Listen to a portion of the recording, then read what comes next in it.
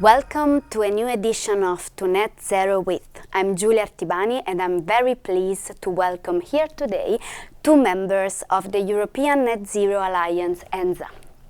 ENZA is an alliance that gathers different associations created in 2021 to promote and advocate the system integration, cross-sectorial and cross-vectorial solutions to achieve the common goal, climate neutrality by 2050.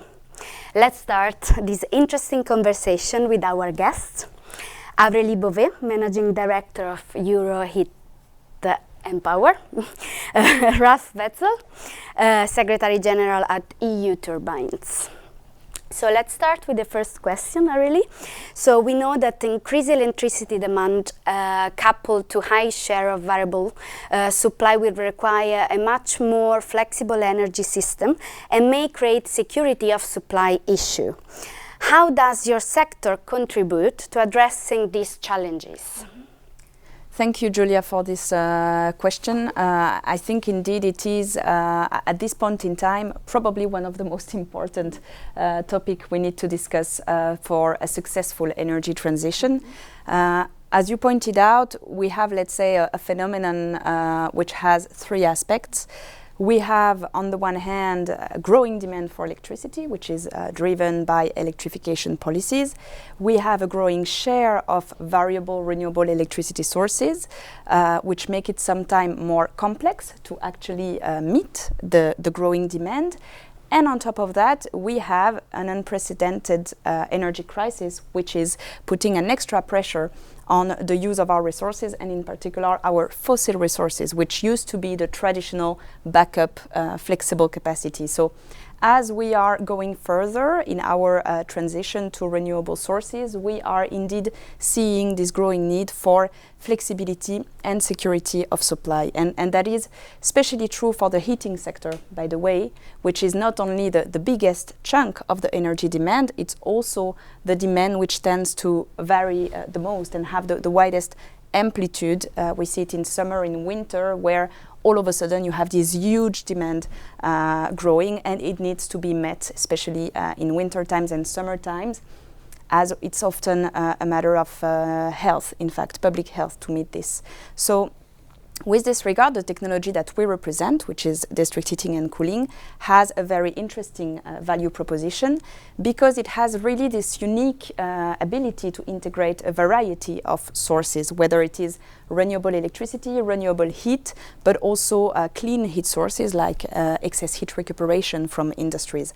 And why does it matter? Well, it matters because on the one hand, we're able to reduce the need for electricity demand, for example, in summer and winter by proposing decarbonization options that are non-electric and reduce naturally the need for electricity. So we talk more and more about this notion of renewable baseload. We are able to propose this combination with solar thermal, geothermal, excess heat recuperation and sustainable bioenergy in particular, which is a baseload supply to meet those very tensed demand moments. But we also have a growing portfolio of flexibility solutions. One is very traditional yet very efficient, that is highly efficient cogeneration, and I'm sure that Ralph will say a bit more about that afterwards. But we also see new technologies, in particular large heat pumps, which have this ability to absorb excess electricity when it is important, to store it. We also have heat storages that are growing a lot. You have about 10 million mini heat storages today in Europe collocated with solar thermal, and they have this impressive ability to provide not even daily or weekly, but also monthly storage, and even sometimes seasonal. And that is something that we have been thinking only hydrogen can do it, but actually no. Heat storage is a very powerful solution in this regard. So heat pumps are really becoming a new flexibility tool that we can use.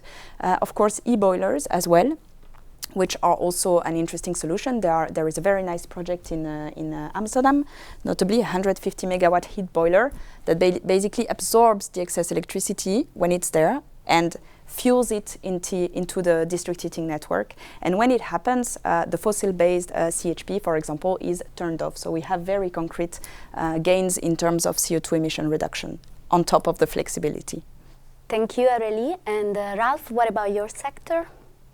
Well, I think Aurélie described it already very well. I think we have to keep in mind that we come from an energy system where supply was steered by demand. So we were generating according to the demand. We were switching on power plants as needed to meet the demand. We were buying fuel for heating homes, for fueling cars, as much as we needed. Now the system changes. It's not demand anymore. It's the supply of the main electricity source of the future systems coming from weather-dependent wind and sun.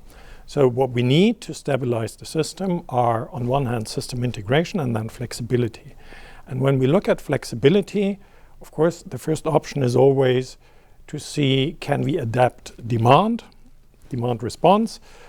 But whenever this doesn't work, then we're looking at different flexibility solutions like storage and grids. But it's important to keep in mind this is not meaning electricity storage and electricity grids. This includes thermal as well as molecule storage and transport. So that's important. What we also need is some kind of dispatchable supply. So we can't depend on all variable supply for energy. And then the last thing, what we need is what we provide, that's transforming the energy vectors from one to the other. And if you look at that, what our industry does is, of course, we provide the possibility with our power plants to transform molecules, may it be biogas, may it be hydrogen, into electricity to fill the gaps. That's the typical application, but there's also the possibility to transform heat into electricity whenever that heat is not usable directly for district heating because there's no grid close to it. Why not transform waste heat from industry into electricity or something, which is done by steam turbines?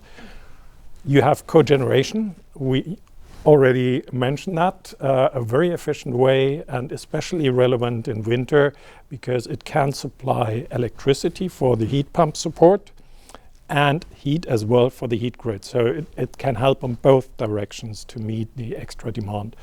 And the last point would be we manage to provide on a local level solutions where you have local production which is optimized depending on the prices for electricity and gas. So you have a local flexibility.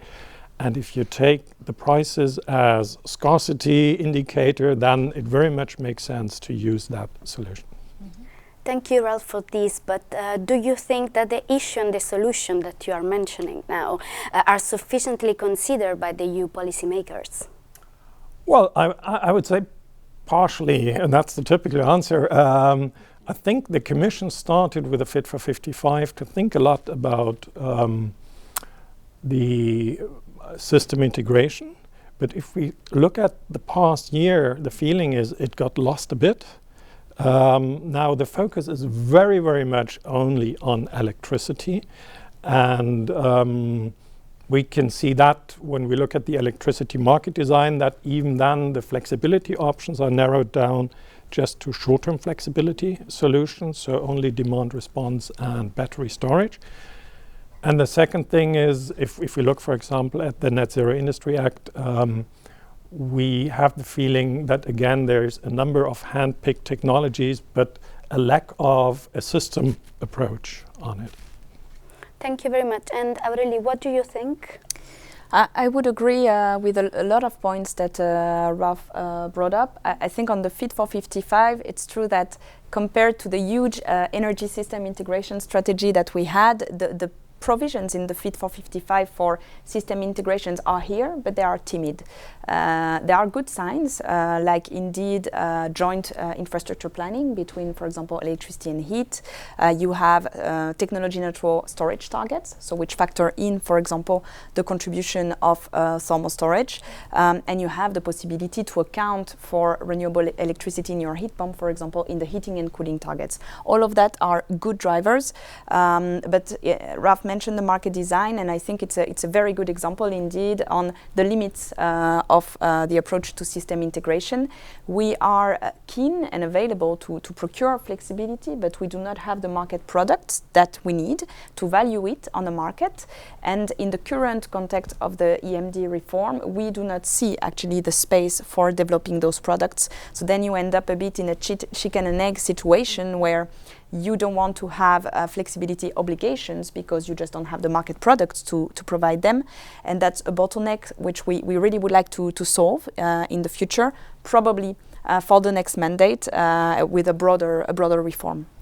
Okay, thank you, and thank you for the interesting call, and stay tuned for the next edition of 2 Net Zero With.